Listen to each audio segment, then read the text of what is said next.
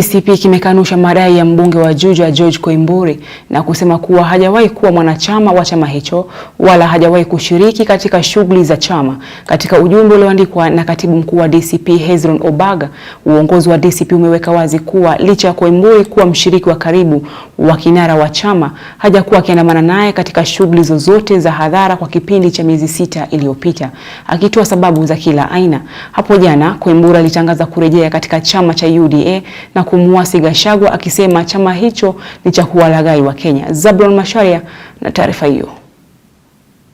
Chama cha DCP kimekanusha madai yaliyoibua mbunge wa Juja George Koimburi kuwa amegura chama cha DCP na kurejea nyumbani katika chama cha UDA.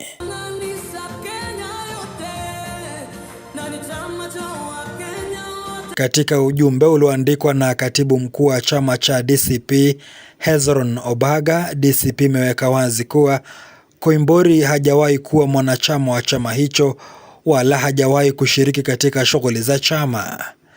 Pia licha ya kuwa mwandani wa karibu wa kinara wa DCP Rigathi Gachagua, Koimburi hajakuwa akiandamana naye katika shughuli zozote za hadhara kwa kipindi cha miezi 6 iliyopita, akitoa visingizio vya kila aina. DCP ni ya wataperi, utachukuliwa pesa zako na hakuna pahali utapeleka hao watu. Yafaa uachane na hiyo chama, ujiunge na vyama ambazo hazina ukora, vyama ambazo zitakupeleka pahali na ufikie your destiny. Obaga akiongeza kuwa Koimburi alikuwa ameajiriwa na Rais William Ruto kupeleleza mienendo ya wanachama kwa ahadi ya kutofunguliwa mashtaka yanayomwandama ikiwemo ulaghai wa ardhi, kughushi vyeti vya masomo na kujiteka mwenyewe.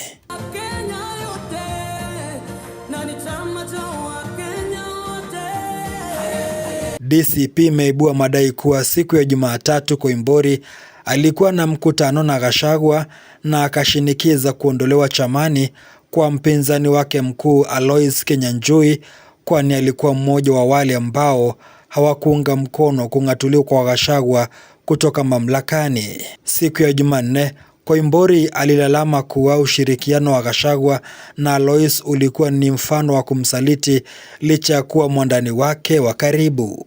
Rigathi Gachagua, kutoka wakati huyu jamaa alitimuliwa kwa serikali, nimekuwa nikimfuata, nimekuwa nikimheshimu, nimefanya mambo mengi, hata nimeingia kwa cell, nimefungiwa, niko na makesi mengi ambayo yanaendelea kotini.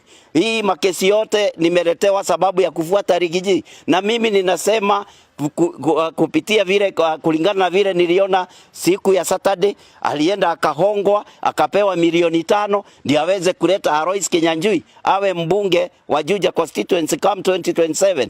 Na mimi hii ni mambo ambayo siwezi kubali kwa chama yoyote ambayo inachukua hongo ama inachukua pesa kwa watu ambao wanataka kusimama kwa vyeo vya aina fulani. Hadi kufikia sasa Koimburi ni mbunge wa 4 kati ya wabunge wanaomuunga mkono Gachagua kugura kutoka kambi yake. DCP Zablon Macharia, Undugu TV.